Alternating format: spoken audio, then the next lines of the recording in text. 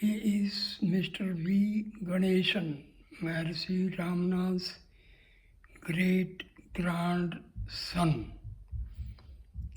He is a true realized soul. I met him in Tiruvannamalai in 2019. He is a great Advaitic Vedantist. He is a true follower of Advait Vedanta. Just listen what he says. This who am I of Ramana Maharshi is not a technique, is not a formula, it is not to be trained or given classes. This self-effort to turn our outturned attention to interned attention. That's all, one movement of outward to inward, and the rest of the things you yourself know. That's why Maharshi calls it as inner guru. The inner guru is within all of us. Maharshi said, who is that inner guru? Not another small imp seated in your heart. This is the happiness. See. He is another grandson of Maharshi Ramana. He is president of Ramanashram at Tiruvannamalai. He is also a true follower of Advaitic Vedanta. Just listen to him. Bhagavan's philosophy is not totally new. But what was great about Maharshi was he lived it. In the present day, he lived it. Here is a person who lived like an ancient rishi, lived it. That's the greatness of Bhagavan. Bhagavan is my blood grandfather's elder brother. My father's elder brother. When I was a child, he was old enough to be seen as an old man. So when I was a boy, I knew him only as an old man. No concept. This V. Ganesan as a boy is standing beside Maharshi Ramana. Sort of sage or saint.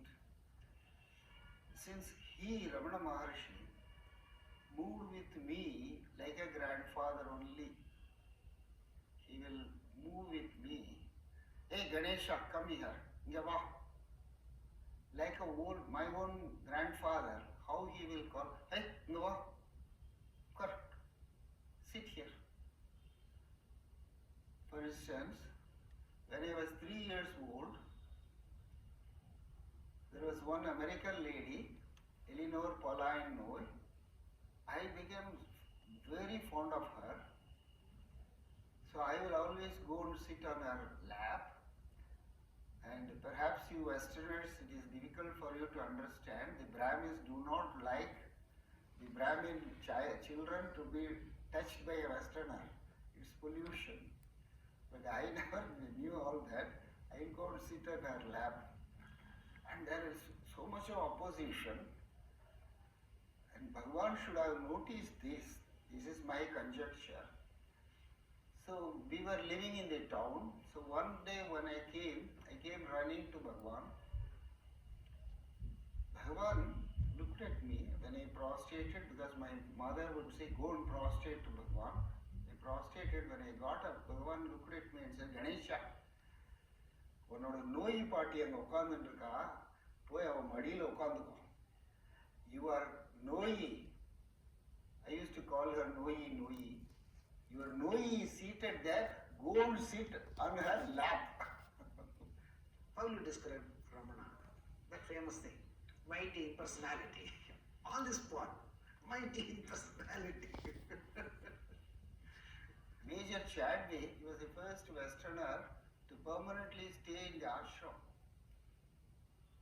And he, after coming here, he read Hindu scriptures, some of these things. He said, only through a guru you can have self-realization. Ramana Maharshi never declares himself as a guru. So he had a logical doubt. Have I given up everything to come here to you, Bhagavan, to be told you are not the guru? What will happen to me? Maharshi's answer was, who has all these doubts? Major Chadwick, he was really great. He was a World War I veteran, 6'4", broad shoulder with a booming voice. He always used to call Moni, Moni. He was fond of me. It was, I told you, his dedication, his surrender to Bhagavan. He had an incisive mind though. He would not take anything for granted. Receive the reminiscence, if you read, it's a beautiful reminiscence of the reminiscence. Chadwick's reminiscence is best of say. But the very fact he was totally surrendered. Those days, coming all the way, conveniences were not there and all that. You could imagine. It was great. Morris Friedman, that story you know, no?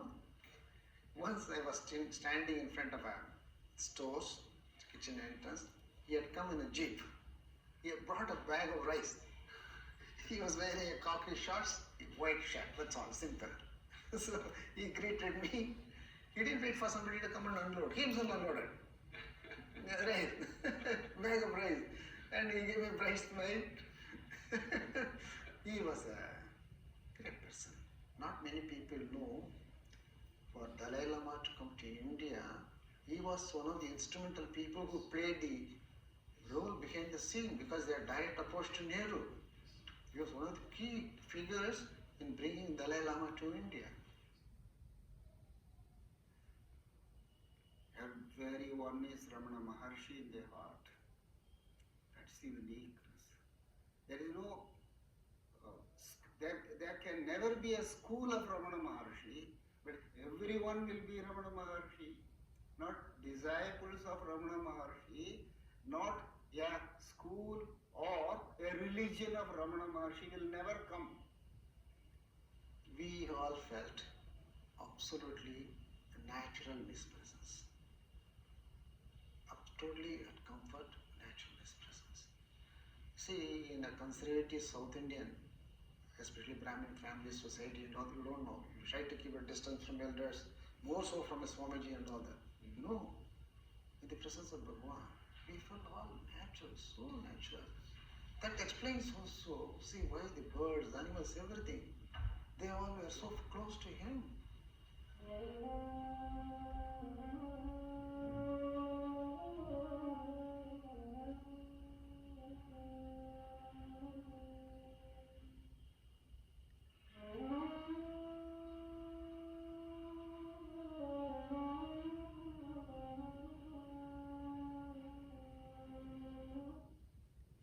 One day as a boy, I was in the old hall, meditation, bit of a buzz. Lakshmi is coming, Lakshmi is coming. See, cow Lakshmi, now and then when she feels like seeing Bhagavan, she will just come. Even if the rope is there, she will drive it. This cow Lakshmi got liberation through Maharshi Ramana. Maharshi Ramana declared that cow Lakshmi had got liberated. She will come. She came. She went close to him. She danced to his stay for a long time. He stroked her head. One banana, he saw that attendant was getting. The hall was full. Quite a few people were there. She just came, just stood by him for a few minutes, took a dignified manner, took a banana, and quietly went back. People will mention only Bhagavan was kind to monkeys, dogs, or cows. I always make it a special effort to mention about these squirrels, the smallest crawling animal. He did not exclude anything. He did not exclude anything.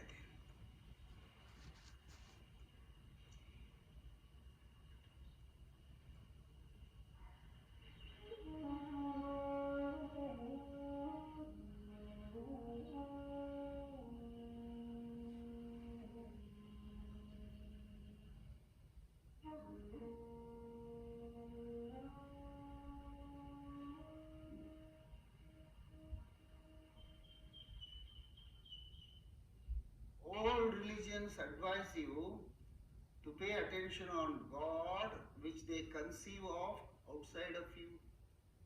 They conceive of any religion, including my own religion of Hinduism, the most ancient religion. They train you to search for truth, to search for God, to search for happiness. Maharshi revived back the oldest tradition that you are already happy. Since your attention has been turned outside, you find misery. Now turn back the attention on yourself. Actually, one of the devotees, scholar devotees, put this question to Bhagavan: can you give your teaching in one word? And happily, that was a English dialogue. The person who asked Maharshi, Bhagavan replied in English: attention. Attention on what? Not attention off. Attention in. Last week, the famous music director, Ilayaraja, came to me. Adina, did you see the November calendar photograph of Bhagavan? 2012. Yes, a good photograph. See that? They immediately brought and saw. You know the picture when you see Bhagavan walking, it's apparently rainy day with an umbrella, close to the well, just behind him the wall almirah is there, wall almirah reflection is there, but Bhagavan's reflection is not there in the picture. What is it?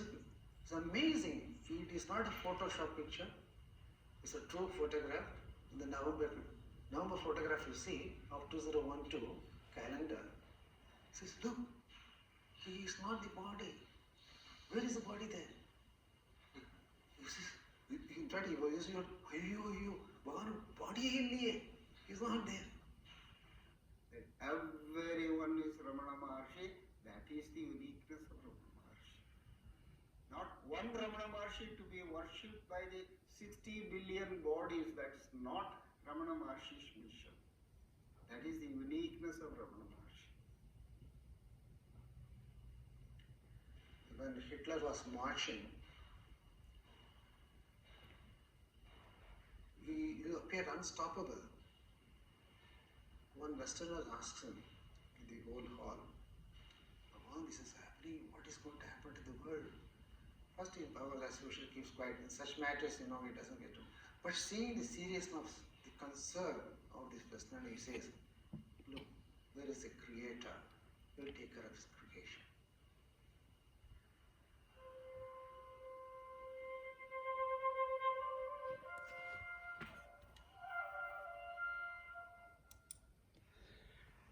This is Holy Tiruvannamalai city, and this is one of the oldest temple in India. This is just on the southeastern part of Arunachala Shiva. This is a very vast monument of great Hindu architecture.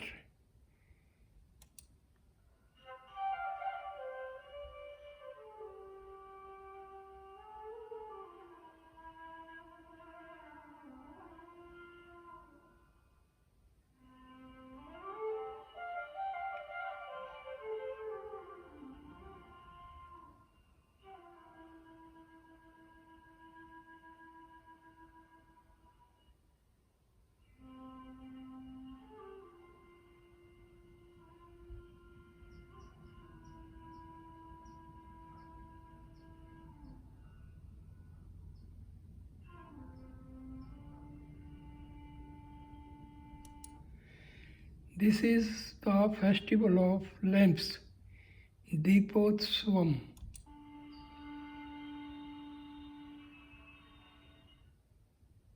So happiness is Maharshi's teaching.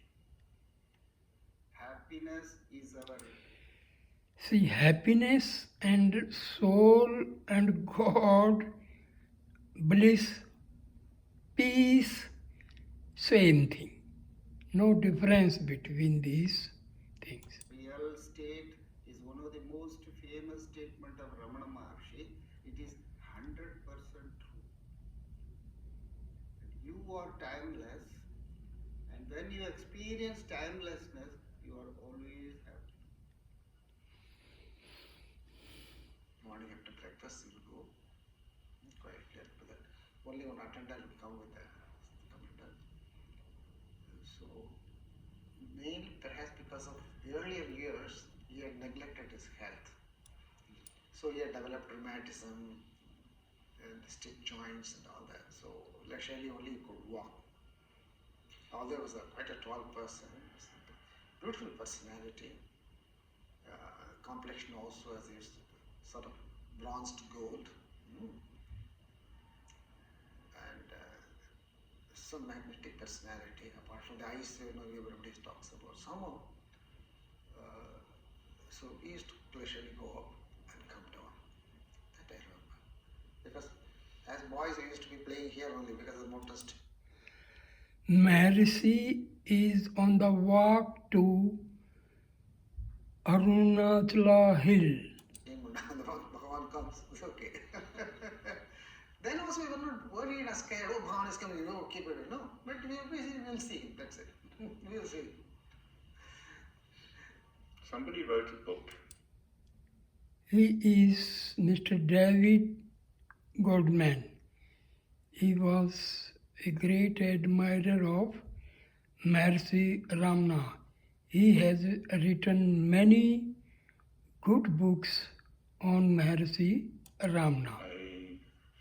A Vedantic scholar on Shankara and Einstein, or was it Maya and Einstein, sent it to Ramanashram and then came to talk to Ramana.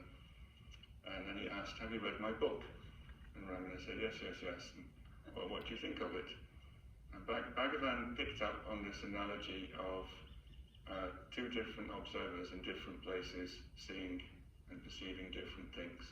He said, I don't accept that analogy because I know there aren't two different observers in two different places. That's your idea, that you are one observer in one place, seeing the world, therefore you project onto all the other people you see in your own projected world that they are also observers looking at the world. He said that's completely wrong. There aren't a multitude of observers, there's just you. It's extraordinarily solipsistic. So he said you can't formulate a theory that I will accept that includes independent, separate observers. He said there aren't any observers, not even one. Look, sitting in the old dining hall, I have observed, we used to quietly watch. I have seen that This is the dining hall in Maharshi Ramana's ashram. Here, food is provided free of cost. South Indian food. It's very tasty and sattvic food. Please gets the share. Not in a demonstrative manner, just one look, one gesture, because people knew what was this mind. And such people, written command, just gesturing or shouting is not required. But once, But he can be very strict also, I understand. Some of the old redundants have said, he can be very strict in such matters. You cannot take liberties. That is, say, quietly giving more portion to Bhagavan, no? There is one verse which they every Saturday they sing in the ashram. Ramana said Guru, Ramana said Guru, Ramana said Guru, Rayane, Ramana said Guru, Ramana said Guru, Ramana said Guru, Rayani. This was written in 1902 or 3. And this is the famous song sung by every Tamil knowing devotee of Bhagavan. So they would sing even when Maharshi was in the body in his presence. And so suddenly Muruganar one day noticed Bhagavan was also singing. Ramana said Guru, Ramana said Guru. And he being an intellectual poet, he said after the poem was over, Bhagavan, this is in praise of you and you are also joining us. He said, what to do? There is only one Ramana Sadguru for all. He is in the heart.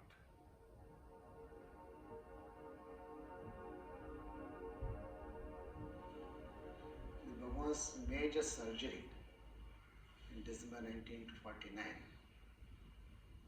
Dr. Raghavachari, those days he was the leading surgeon of South India. He came from Chennai with a complete medical team. The surgery was formed in our old dispensary. The complete surgery on his left arm for removal of sarcoma was performed. They had just introduced the surgery procedure, electric scalpel. So with electrics was small, so that, but clean it was, pink, red it was. So, but then the main thing was Bhagavan's expression, Bhagavan's look on the face. The same indrawn, distant horizon. Same look. Absolutely, you can't see anything on the face. Pain or nothing, no expression. Same, serene, absolutely serene face. You saw. Absolutely. Then Raghavachari connection, doctor, he served his tenure in the government hospital, retired and all that. Then Ashram got lost in touch with him. Much later we came to know he's still alive. So I got his address. I went to see him. Impressive personality, tall, very, very elegant gentleman, elderly by that time. I asked him, sir, you had performed an operation on Bhagavan. What was your impression, sir? He slowly, calmly said, throughout the operation, no, two things he clarified. One, is a general feeling Bhagavan never took anesthesia, that is not correct. But what was for such a major surgery, general anesthesia was required. Bhagavan refused. Then I asked him at least local anesthesia, that he permitted. With local anesthesia, we performed the major surgery. So throughout, he was alert and awake. There are absolutely no changes, no change in his face throughout the surgery. Then I added also, I'm a hardened surgeon. Throughout my life, I've seen so much of blood, suffering, pain, and all that. But this was a revelation to me. That human being can transcend the body. That day I could see Bhagavan. Even the last moments, Muruganar, the senior most devotee, who was feeling that Ramana Maharshi is going to die, he cried and cried before Bhagavan in the Nirvana room. Bhagavan said, I have told you many times, if you identify Ramana Maharshi with this body, you are going to be disappointed. But Muruganar replied back, I know that Bhagavan, but still... He is Muruganar, Bhagwan Ramana Maharshi's direct disciple. He was a poet, a great scholar of Tamil language. I am not able to. Do you know, Muruganar, why you are identifying again and again Ramana Maharshi to this body? He pointed out his body. Because you have not released yourself by identifying with your body as Muruganar. That was Muruganar's final initiation. Amazing, no? This modern times, such a human being has lived with us in the very recent past.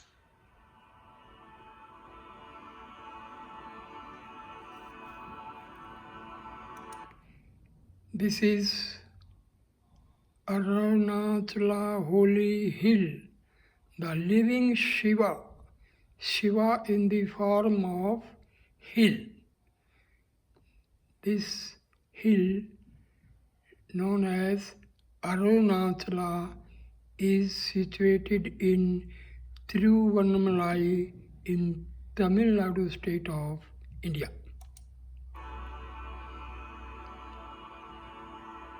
Sri Ramana did not just give out practical advice. He was an immense spiritual dynamo who could use his power and his presence to eradicate the false ideas his visitors had about themselves, and then show them the reality of who they truly were. This is the role and function of the true Guru, to dispel the darkness of individual ignorance and reveal the true abiding state of what remains when that ignorance has vanished.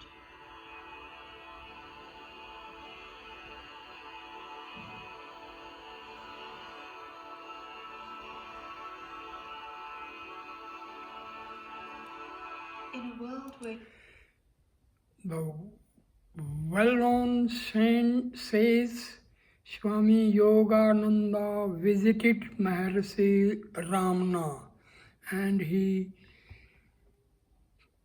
got some queries solved by Maharshi Ramana.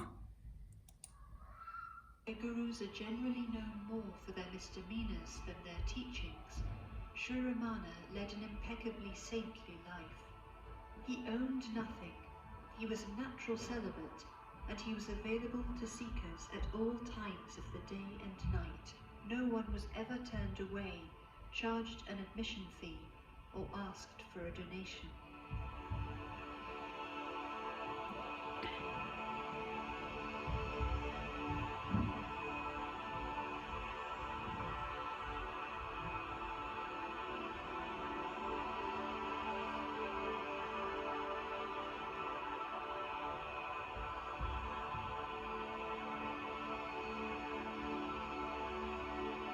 Though Sri Ramana is no longer teaching through a body in Tiruvannamalai, his presence is still felt by those who are actively trying to put his teachings into practice. His loving and liberating power still flows into those who follow his practical advice.